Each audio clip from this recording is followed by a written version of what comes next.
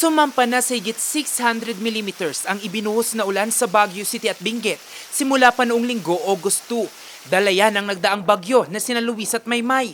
Ang volume ng tubig ulan na ibinuhos malapit na sa normal threshold na ulan para sa loob ng isang buwan ayon sa Pag-asa.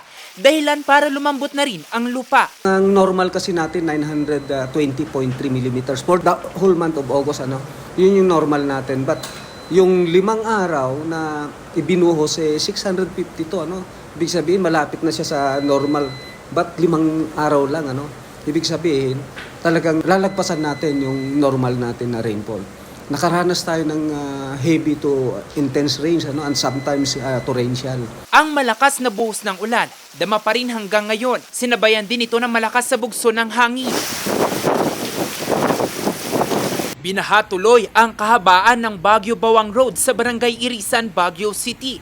Bahagya ring naramdaman ang bigat ng daloy ng trapiko. Muli namang pinasok ng tubig baha at putik ang kabahayan sa Barangay Kayang Extension, Baguio City. Grabe, putik na lahat hanggang doon. Nangyari daw ito pasado alas 12:30 ng madaling araw kanina. Hindi lang ho basta bahay ito, workplace din ho namin. Kanina, imbis na makapagtrabaho, kailangan ho pa ho maglinis muna. Sobrang abala po. Nakakatakot. Baka bumara yung mga putik. Talagang ma-flood kami dito. May mga ilang bahagi naman ng Burnham Park na pinasok ng tubig. Nagmistulang ghost town tuloy ang parke. Sa kabila niyan, may mangilan-ngilan na nagbukas pa rin para magparenta ng bike. Sabi po nga bagat na pinag-open po kami kasi akala po namin umina. Bigla naman po siyang lumakas ngayon kaya yun po, wala pa rin pong tao ngayon. Wala pong customer. Balde-balding tubig naman ang tinatanggal ng grupo nila Tatay Rolly sa Burnham Park. Pumasok kasi ang tubig sa inihahanda nilang bangka. Nakatakda pa namang buksan ng Burnham Lake sa susunod na buwan. Ay kailangan po kasi yung baka maano yung kahoy sa kapintura. Kailangan maayos lahat para sa ganun magandang tignan. I-retouch na lang po ang lahat ng mga to para maging maayos tignan.